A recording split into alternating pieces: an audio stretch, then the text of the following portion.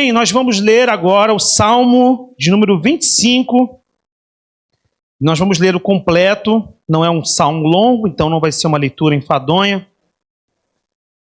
O meu texto nomina esse salmo como oração por auxílio divino. Talvez você tenha uma nominação parecida com isso no seu texto. Diz assim a partir do primeiro verso: A ti, Senhor, elevo a minha alma. Deus meu, em ti confio. Não seja eu envergonhado, nem exultem sobre mim os meus inimigos. Com efeito, dos que em ti esperam, ninguém será envergonhado.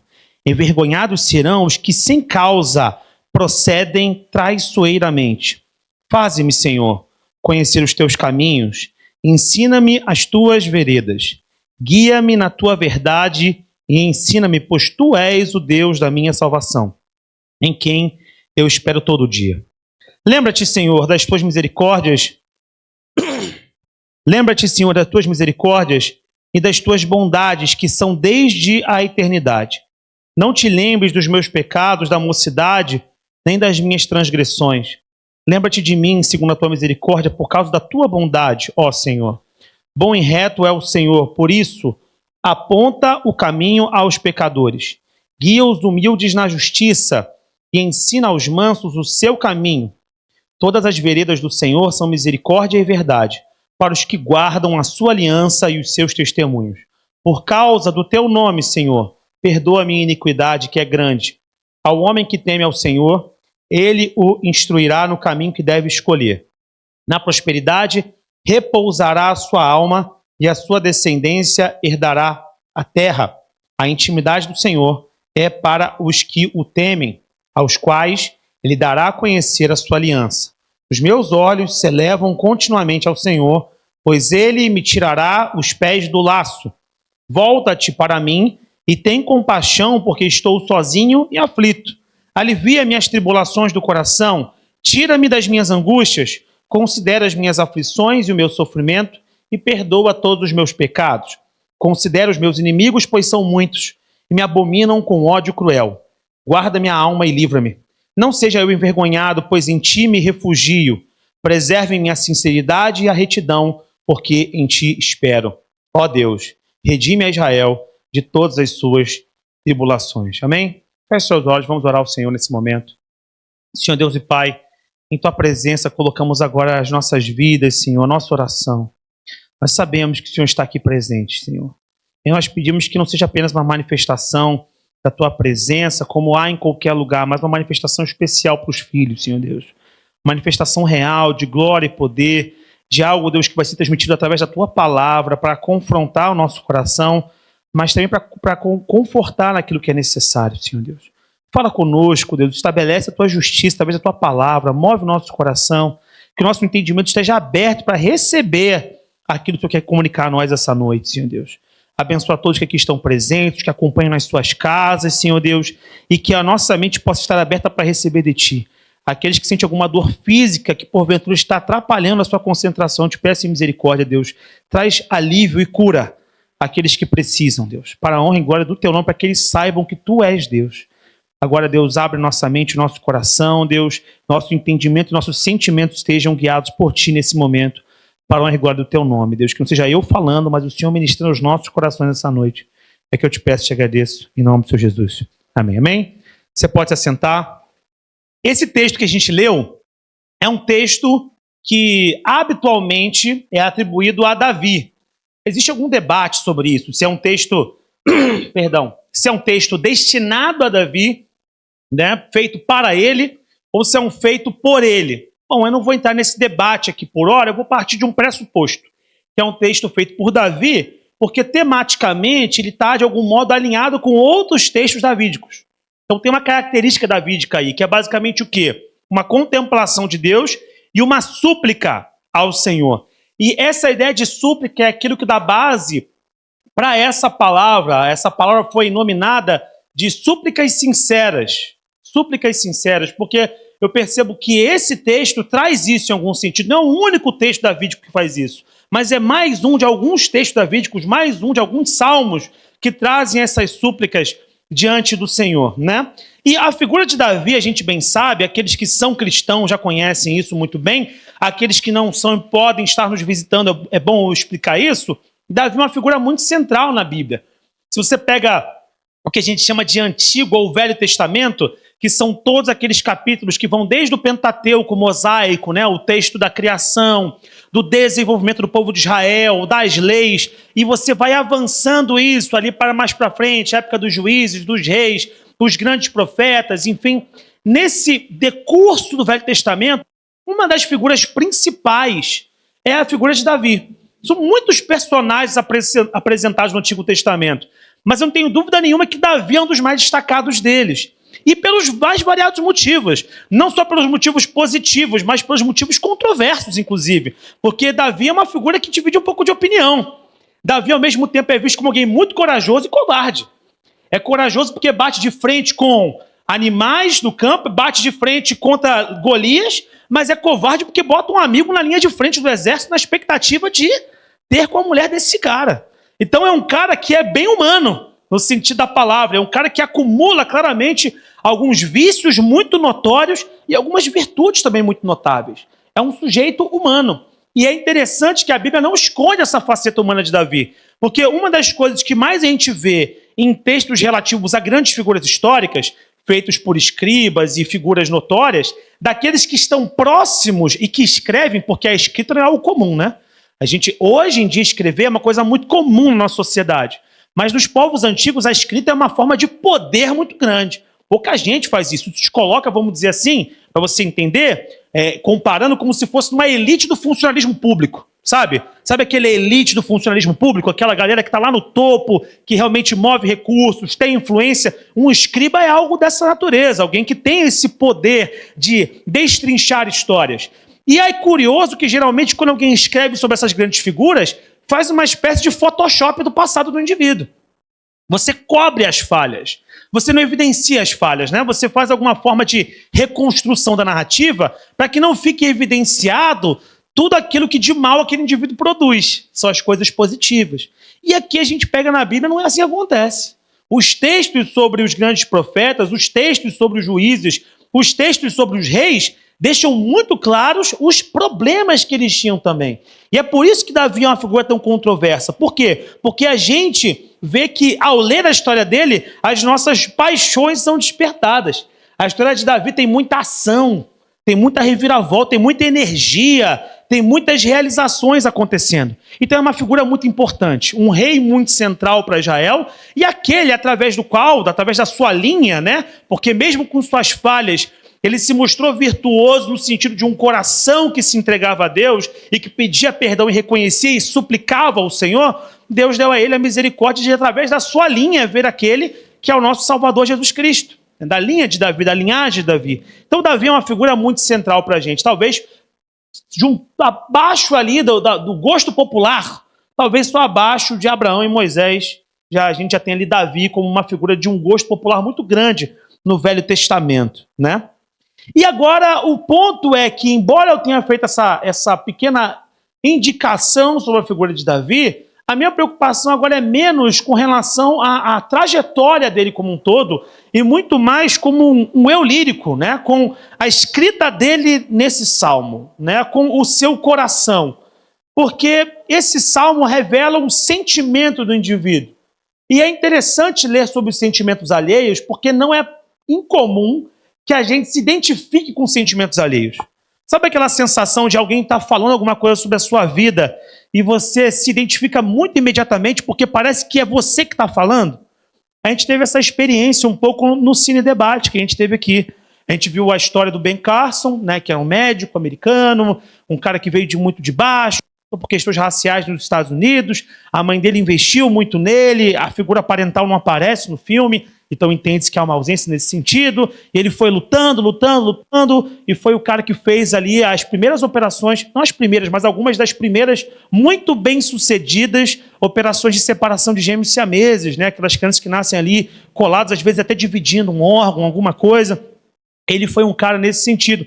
E na medida que a gente vai conversar depois no Cine Debate, as pessoas vão falando assim, eu me identifiquei muito com o filme e me vi no filme porque minha mãe, tal como aquela mãe, e aí daqui a pouco está todo mundo contando, tem um choroso, o outro também, porque você vai se sentindo parte daquela história, porque você se vê naquela história. E eu gosto de alguns dos salmos porque eu consigo enxergar a gente nos salmos. Eu consigo imaginar claramente esse salmo sendo escrito por mim. Eu consigo ver esse salmo sendo escrito por vocês.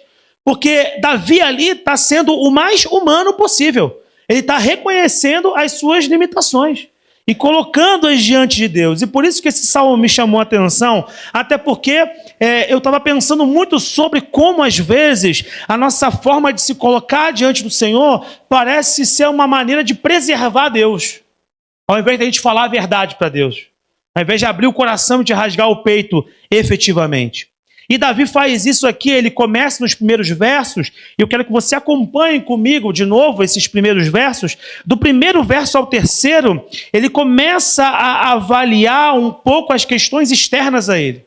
Ele não fala de questões dele, ele fala questões externas a ele primeiramente. Ele fala o quê? A ti, Senhor, elevo a minha alma, Deus meu, em ti confio, não seja eu envergonhado, nem exultem sobre mim os meus inimigos. E aí ele termina, com efeito dos que em ti esperam, ninguém será envergonhado. Envergonhados serão os que sem causa procedem traiçoeiramente. Aqui Davi parece mais um de nós, que muitas vezes se sente perseguido por alguma situação, alguma coisa externa a gente, né? Quem são essas pessoas que perseguem Davi e que o deixem em uma situação, vamos dizer assim, apertada, meio acudido, né? Enfim, como é que é? Quem são essas pessoas? Não está escrito no texto, mas podem ser tanto inimigos de outros reinos, como pessoas do ambiente palaciano. Uma das coisas mais comuns que tem em reinado são dissensões palacianas, né? Brigas dentro de palácios. Aqui, quem gosta de qualquer série ou filme que fale desses contextos, né, de reinados, de famílias, sabem que uma das partes mais interessantes dessas histórias são as intrigas internas. Não são os problemas externos. E Davi está tendo que lidar com isso. E aí me vem à cabeça, como muitos de nós aqui, às vezes, estamos colocando diante do Senhor intrigas que são externas a nós do ponto de vista do trabalho ou de alguma coisa, no campo da justiça, mas às vezes também são intrigas da casa. É alguém que tem se levantado, tem atrapalhado, tem tentado te derrubar. Mas assim como Davi, peça ao Senhor ajuda diante desses conflitos, diante desses problemas. Não se entregue diante disso. Peça a Deus a ajuda que você precisa. E essa é uma questão importante, porque às vezes essas questões externas são paralisadoras. Elas travam a gente, nos impedem de progredir para este lugar que Deus deseja que nós possamos ir. Agora, curiosamente, Davi não para por aí. Se você avaliar mesmo o grande miolo do texto, não é tanto sobre os adversários externos. É mais sobre ele próprio. É sobre as questões internas dele.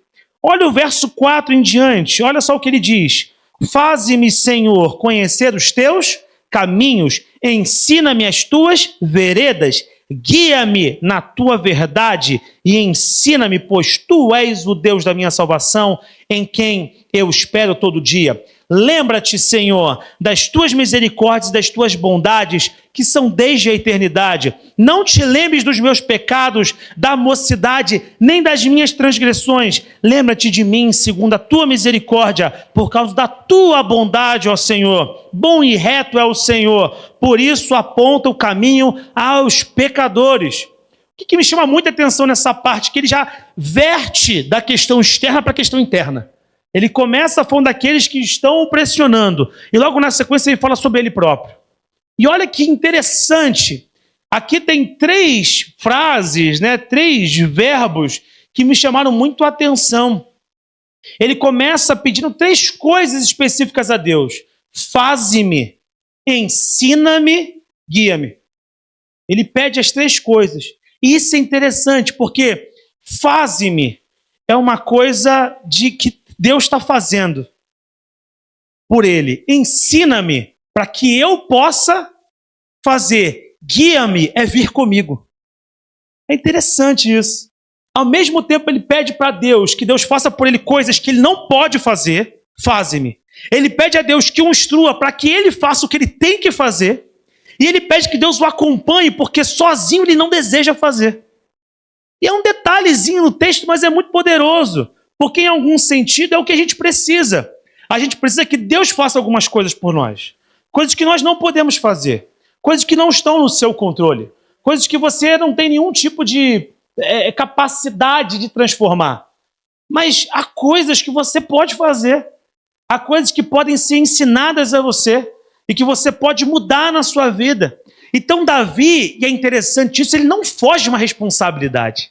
Ele convida a Deus sim, para fazer aquilo que é necessário. Mas ele entende a importância de ele próprio ser ativo nesse processo. Dele conseguir atuar de modo a cumprir os estatutos e a vontade de Deus. Ele convida ao Senhor para esse relacionamento. E isso é uma coisa importante para mim nesse texto, e eu diria que esse é o miolo da mensagem.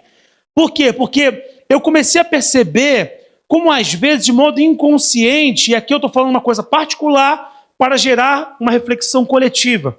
Às vezes, de modo inconsciente, a gente ama a Deus, a gente conhece o Senhor, a gente deseja estar com Ele, mas às vezes a nossa oração de relacionamento com Deus é uma oração na qual a gente convida a Deus menos para ser participante das coisas e mais transforma Deus em alguém que é audiência de um fichamento.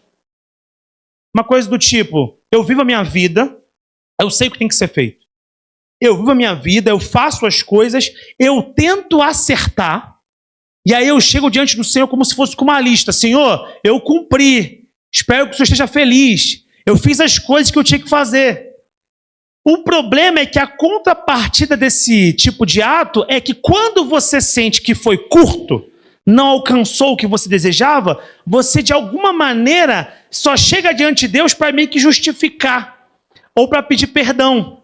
E não é que a gente não possa pedir perdão, mas é importante que a gente comece a se relacionar com Deus no momento do problema.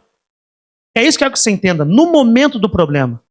Porque às vezes a gente acaba de fazer uma coisa que desagrada ao Senhor, e a gente meio que... Eu não vou falar com Deus agora não, porque eu acabei de fazer uma bobagem, e eu acho que vai ser um problema.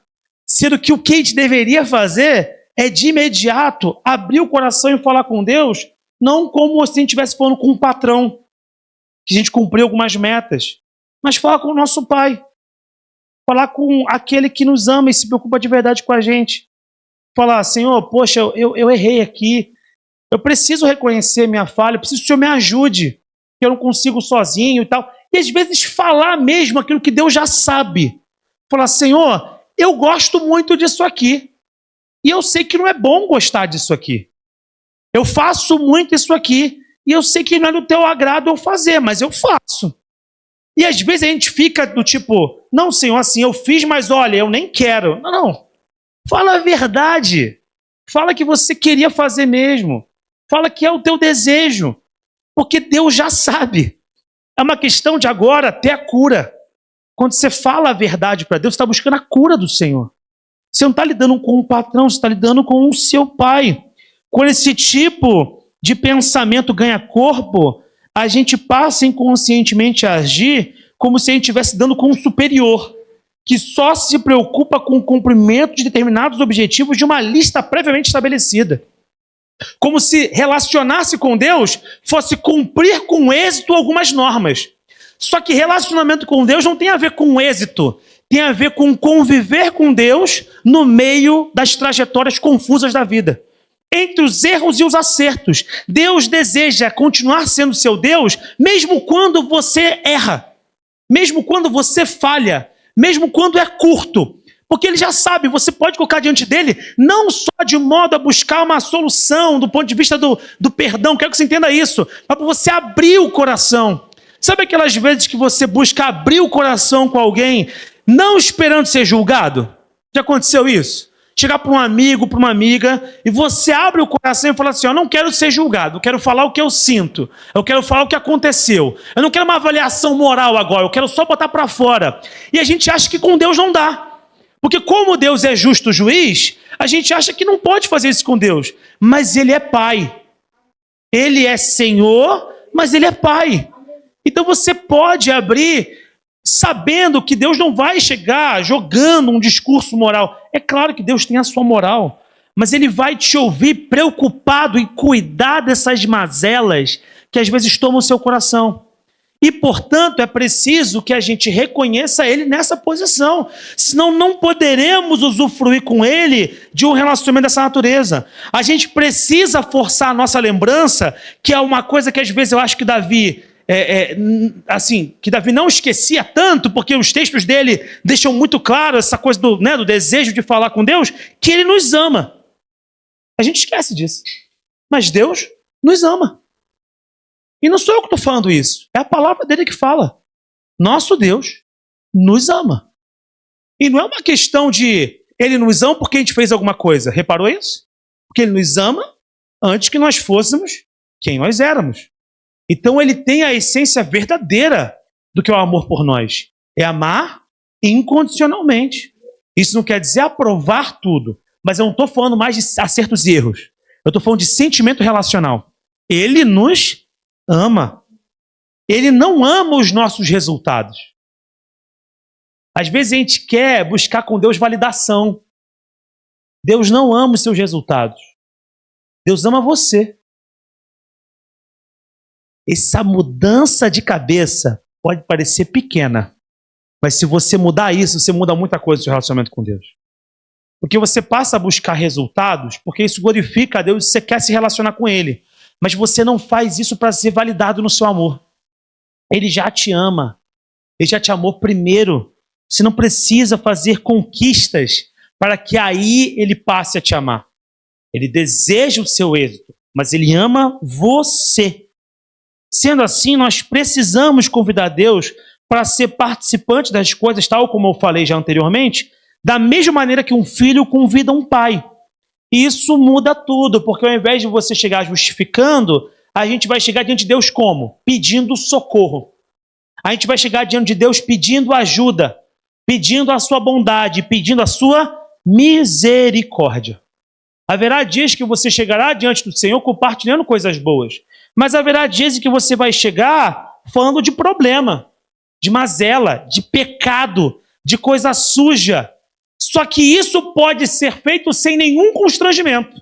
Sabe por quê? Porque Ele não ama os seus êxitos, porque Ele te ama. Então você pode colocar isso diante dele. E isso é importante, porque se você não coloca, você acha que está preservando alguma coisa. Mas você não está preservando nada. Você está só atrapalhando o desejo primeiro de Deus, que é o relacionamento. Porque aquilo que nos traz a salvação não é algo que nós fazemos. É algo que Ele faz por amor. É o seu ato de amor liberado de entrega por nós é que nos faz ser salvos.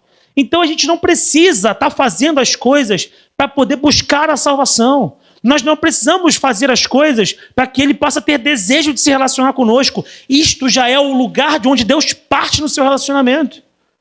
Nós é que precisamos entender isso melhor para que não sejamos enganados pelo inimigo, porque o inimigo trabalha na lógica de trazer sentimento de culpa. Não é arrependimento que o inimigo traz. Arrependimento e culpa são coisas diferentes. Arrependimento é você se frustrar com aquilo que aconteceu e buscar daquele que pode resolver uma solução. Isso é se arrepender. Culpa é sentir o peso daquilo que você fez e carregar consigo. Arrependimento é um ato de solução. Culpa é uma mala. É uma coisa que você carrega. O diabo não está preocupado em te gerar um sentimento de arrependimento, só de culpa. E às vezes você não fala com Deus porque você sente culpado pelas coisas que você fez. Mas não se sinta culpado. Eu vou falar mais uma vez isso, porque Ele te ama. Ele quer que você fale com Ele. Ele quer que você compartilhe com Ele esse problema. Ele quer que você fale: Senhor, essa mazela é grande demais. Esse pecado me trava. Esse hábito é ruim. Esse pensamento não é bom. E eu acho que a primeira vez que você fizer isso vai gerar até um pouco de vergonha. Ainda mais se você falar alto, porque às vezes falar coisas nas quais a gente é ruim ou tem um defeito é muito constrangedor. Já tentou falar com alguém um defeito seu abertamente? É bem constrangedor. Quando você é casado, você tem que encarar os seus defeitos. E às vezes tem que falar para o outro: olha, eu sou assim. E quando você fala, eu sou assim, a primeira vez que você fala, dá muita vergonha. Porque você fala, cara, eu estou falando abertamente de um problema que eu tenho, mas eu achei que só eu percebia e que eu ia conseguir administrar isso. Mas eu estou vendo que não é. Então eu tenho que falar para a pessoa para buscar uma solução com ela. A primeira vez que você fala isso, quem é casado, que sabe o que eu estou falando, é muito constrangedor. Só que depois que você fala, dá uma sensação de, caramba, que alívio. Porque agora está tudo às claras. E eu posso pedir ajuda nisso aqui. Deus não quer que você se mova no relacionamento com Ele baseado em constrangimento, mas na expectativa de alívio. Na expectativa de, Senhor, estou me entregando aqui, eu preciso tanto do teu carinho, do teu cuidado. Não estou me justificando não, Senhor, eu errei sim, mas olha, eu assumo, eu sou muito ruim nessa coisa mesmo, Jesus. Eu preciso de ajuda. O Senhor que vai estar comigo e assim vai ter que ser todo o tempo. Vai ser um relacionamento constante com Deus até o final. E não tem problema isso. Por quê? Porque em 1 João, capítulo 2, o verso 1 e 2 diz para nós o seguinte: meus filhinhos, escrevo-lhes estas coisas para que vocês não pequem. Se, porém, alguém pecar, temos um intercessor junto ao Pai, Jesus Cristo o justo. Ele é a propiciação pelos nossos pecados. Ele não faz, ele é a propiciação pelos nossos pecados. E não somente pelos nossos, mas pelos pecados de todo mundo. É claro que João, na sequência dessa epístola do Novo Testamento, vai deixar claro que aquele que vive em pecado não ama o Senhor. Aquele que aborrece e odeia o seu irmão não ama o Senhor, não é filho de verdade. Mas o filho é aquele que peca e reconhece. Note, em nenhum momento fala que o filho é aquele que não peca. O filho é aquele que, mesmo diante de uma luta, de vida difícil, de problemas, de tribulações, de sentimentos ruins, é o que busca se relacionar lidando com isso. Sabe, entre defeitos e acertos.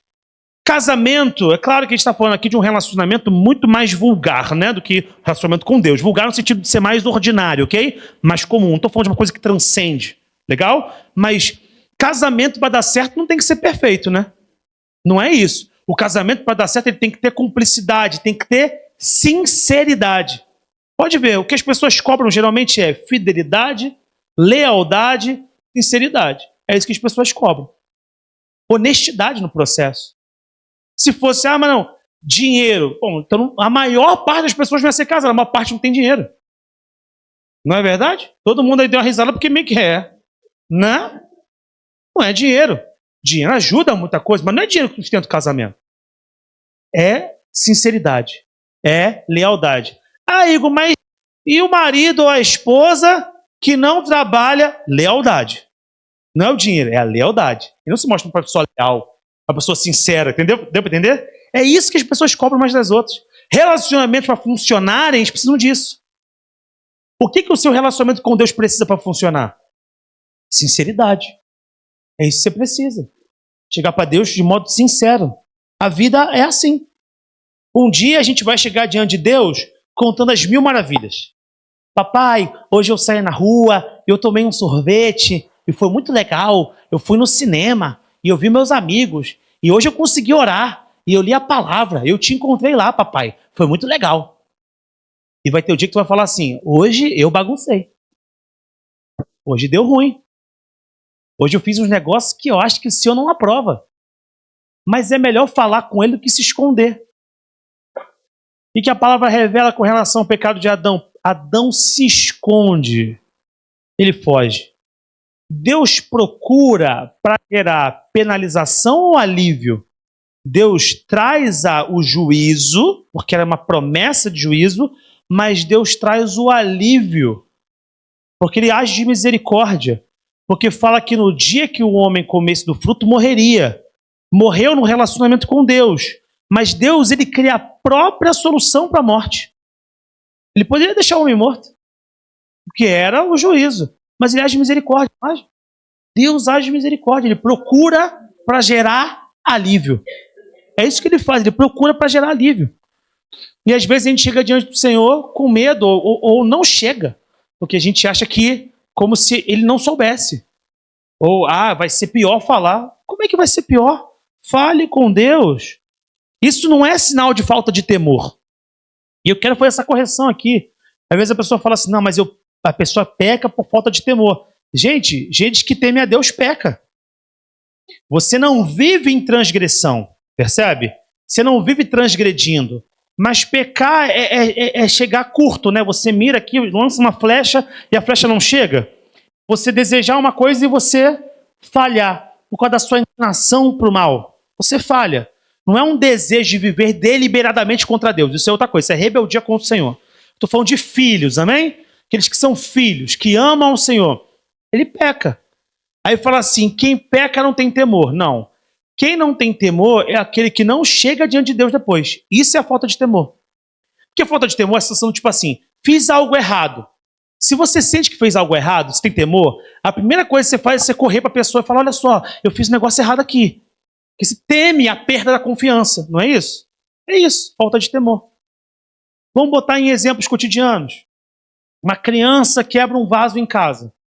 Meu Deus do céu, quando eu era criança, às vezes eu queria jogar basquete na sala. A mãe falava, não joga basquete na sala. Aí eu, tá mãe, já era a primeira transgressão. Minha mãe saía para o seminário, tá indo servir Jesus, olha só. E eu, na frente daquele buffet, a senhora não sabe quantas vezes eu fiz isso. Tá sabendo agora, né? Na frente do buffet, você lembra desse buffet? Que tinha um vidro em cima e tinha um outro vidro aqui. Aí eu botava um espelho, né? Aqui. Aí eu botava na MTV, pra eu ouvir lá Backstreet Boys e variante. E eu ficava ali, ó. Na frente do espelho, ó, só movimento. Treinando. Baixo da perna, baixo do outro. Me sentia o Michael Jordan. Ficava todo suado. Depois eu dava uma limpada no chão, como dava. Guardava a bola. Minha mãe, foi tudo bem? Eu, foi tudo bem. Tá tudo bem, mamãe.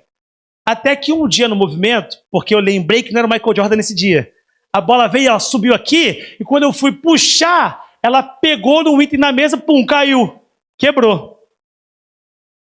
O meu temor foi assim que minha mãe abrir a porta, eu vou falar com meu pai. Fala assim, pai, eu quebrei o vaso da mamãe, me ajuda aqui. Só faz a tua parte. Mãe, até afina a voz, mãe, quebrei o seu vaso. Meu temor não foi fugir de casa, tá entendendo? Não foi virar o Chaves e fazer uma trouxa e sair. O meu temor foi, assim que minha mãe chegar, eu vou falar para ela que eu quebrei o vaso dela. Porque ela age de misericórdia. É melhor assumir do que jogar fora e esconder, porque se eu fizer mais errado, aí não vai ter misericórdia. Ela é pequena, mas ela faz acontecer. E eu fui lá e eu falei, mãe, não sei o que e tal. Fica chateada e tal, mas passa, continua sendo mãe. Acabou. Entendeu? O temor não não erro. Não, é que você erra e você procurar resolver. Um amigo, quando alguém tem uma amizade, tem o temor por essa amizade, se você escuta alguém falando desse amigo, a primeira coisa que você faz eu vou depois perguntar para essa pessoa para saber se é verdade. Não é isso? Você vai e pergunta, olha, deixa eu te falar, falaram isso aqui, não sei o que, é verdade? Ou me falaram que você falou isso, é verdade? É o temor, entendeu? É tentar preservar. O temor com o Senhor, portanto, é o reconhecimento de que existe uma fronteira da qual não queremos passar, mas não significa que a gente nunca passa dela. Eu reconheço que tem uma fronteira. Às vezes eu passo, mas o fato de eu reconhecer a fronteira e rapidamente tentar voltar é o temor. Entendeu? Às vezes eu erro, mas eu não desejo errar e eu peço a Deus a sua misericórdia. De modo que quando a gente passa dessa fronteira, a gente já volta para poder pedir socorro ao Senhor. E o temor do Senhor é fundamental, porque isso cria a possibilidade de gerar intimidade. É o temor que gera intimidade. O que eu mostro nisso? Abre os versos 12 ao 14. A gente vai ler o verso 12 e o 14. Vamos pular o 13. O 12 diz, ao homem que teme ao Senhor, ele o instruirá no caminho que deve escolher. A intimidade do Senhor é para os que o temem. A intimidade é para os que temem. Porque os que temem não são perfeitos, mas nas suas imperfeições correm a Deus. Isso é intimidade. Intimidade não é falar, eu sou perfeito, eu faço tudo certo, eu sou a quarta pessoa da Trindade. Não é isso. Intimidade é falar, eu relaciono com Deus no meio da minha vida, no meu... Como é que é o nome daquele negócio? Montanha-russa. Que eu nunca vou nesse negócio, naturalmente, por isso que não sei o nome, né? Nessa montanha-russa que é a vida, eu sou servo do Senhor, eu temo o Senhor, Ele está comigo nessa montanha-russa. Eu tenho momentos que eu estou um pouco melhor, outros momentos eu estou um pouco pior. É claro que a gente não pode ver assim, né? Mas tem uma estabilidade, né? Em alguma variação. Mas eu estou com o Senhor nessa variação, Ele está comigo, e eu estou buscando a Ele. E isso é intimidade. Isso é intimidade. Intimidade é conseguir temer a Deus o suficiente para você se relacionar com Ele, mesmo quando você acha que falhou muito feio.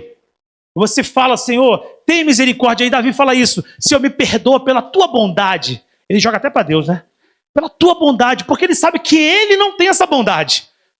Ele não tem essa bondade. Senhor, pela tua bondade, me perdoa. Lembra de mim, Senhor. E lembra de mim, mas esquece as coisas que eu fiz errado na mocidade. Lembra-te de mim com misericórdia. Isso é temor. E é por isso que tem gente que você fala assim, como é que essa pessoa é usada por Deus? Porque ele tem esse defeito, aquele defeito. Você também tem. A diferença é que você está conseguindo só enxergar o dele e não o seu. E mais do que isso, você não está buscando temer a Deus dentro dos princípios do temor que pedem ao Senhor, o Senhor pede em termos de sinceridade. E aí você não consegue ser íntimo de Deus. Intimidade nunca teve a ver com estar certo. Se fosse assim, Pedro não era íntimo de Jesus. Porque Pedro já teimou um problema. Pedro já foi chamado de diabo por Jesus, gente. Foi chamado de Satanás. Tem noção disso? Jesus falar que você é Satanás é muito pesado. Pedro ouviu isso. Mas ainda assim ele era íntimo do Senhor, de modo que o Senhor conferiu a ele responsabilidade que não conferiu a mais ninguém. Temor. Falhou, negou, mas pediu perdão. Ele fugiu, mas o próprio Senhor buscou ele para gerar alívio. O Senhor que vai fazendo isso continuamente conosco. Se João tivesse que ser perfeito, se o apóstolo Paulo tivesse que ser perfeito, um perseguidor, não tem a ver com isso. Tem a ver com ser alcançado por ele e desejar estar com ele, mesmo nas lutas. A intimidade não é resultado de perfeição, segundo aquilo que diz aqui a palavra, mas de temor. Aquele que teme, procura. Aquele que teme, se relaciona. Quem teme, se comunica. E se comunicar constantemente é o que cria relacionamento e intimidade. Ser sincero com Deus é muito importante. Aqui a gente vai terminando. Dos versos 18 a 21 dizem, considera as minhas aflições e o meu sofrimento e perdoa todos os meus pecados. E aí no 21 diz, preserve em mim a sinceridade e a retidão, porque em ti espero. A sinceridade pode ser um meio muito eficaz de pedir socorro. Muito eficaz de pedir socorro. Seja muito sincero. Não chegue pedindo para Deus a coisa na metade. Não chegue pedindo a Deus reconhecendo pela metade. Reconheça o problema completo. O não reconhecimento não apaga o problema.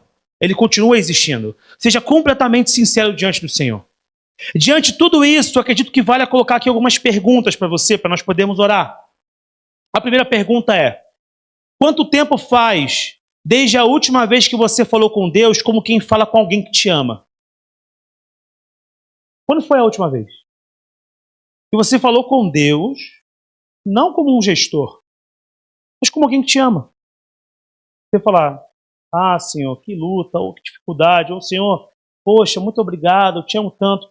Fala como quem fala alguém que te ama. Lembrar disso e agir dessa maneira. Qual foi a última vez? Segunda pergunta. Sua oração com Deus tem tido mais um tom de entrega de relatório ou de compartilhamento sincero da sua vida? Eu comecei a perceber que algumas coisas me ajudaram a orar mais sinceramente durante o meu dia. Meu fone de ouvido quebrar me ajudou. Pode parecer uma coisa boba. Mas o meu fone de ouvido quebrar me ajudou. Porque como o meu fone de ouvido quebrou, eu passei a ir para a academia sem ouvir música. E não tem nada a ver com pecado. Entende o que eu quero dizer com isso? Não é uma coisa sobre certo e errado aqui. É sobre o que às vezes é melhor em alguma situação. E aí eu estou andando E aí eu começo a cantar sozinho as músicas. E eu sou chorão, às vezes eu começo a cantar e choro cantando. Aí tô ali, aí daqui a pouco eu começo a falar com Deus, sozinho ali. E às vezes eu começo a falar de perturbações minhas. E eu começo a ver como aquilo era importante. E como às vezes isso se perdeu no detalhe. Só porque eu estou mais tempo com fone de ouvido. Se eu tivesse com menos tempo, eu ia criar essa oportunidade. Porque a gente acha que para relacionamento com Deus, a gente precisa estar sempre no quarto. Mas às vezes não é. Às vezes é no ônibus. Às vezes é indo para o teu trabalho. Às vezes é voltando da escola com o seu filho. Às vezes é ali. Você começa a falar e abre o seu coração. E quantas coisas Deus não ministra nesses espaços, nesses momentos? Se algum dia eu voltar a ouvir o fone de ouvido, não é essa a questão, entendeu?